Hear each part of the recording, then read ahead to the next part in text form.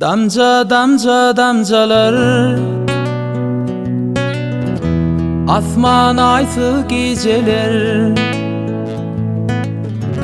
Yalnız yürek bu gece yar Ağlayar hem sancayar Neredesin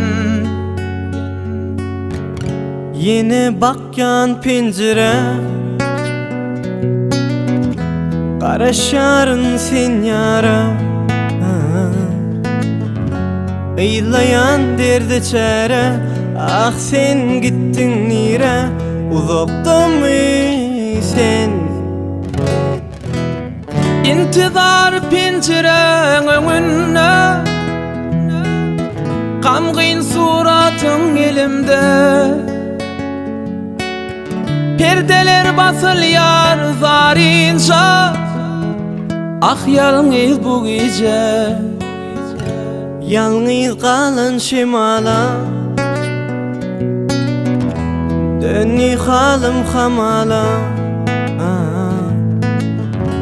Cevap tapman suala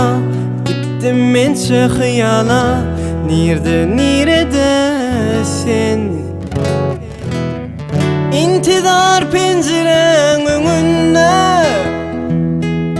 Gamgin suratın elimde Perdeler basılıyor zarinca Ah yalnız bu gece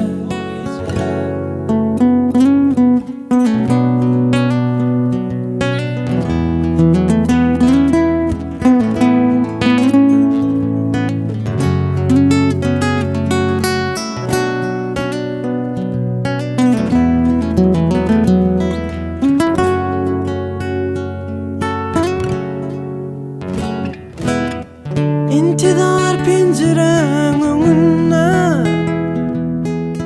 Gamgin suratın elimde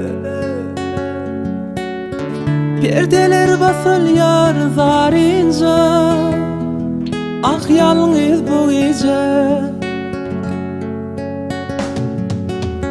İntizar pencerenin önüne Gamgin suratın elimde Perdeler basılıyor zarinca Ah yalnız bu gece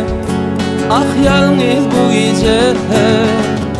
İntizar penceremin önüne Gamgin suratın elimde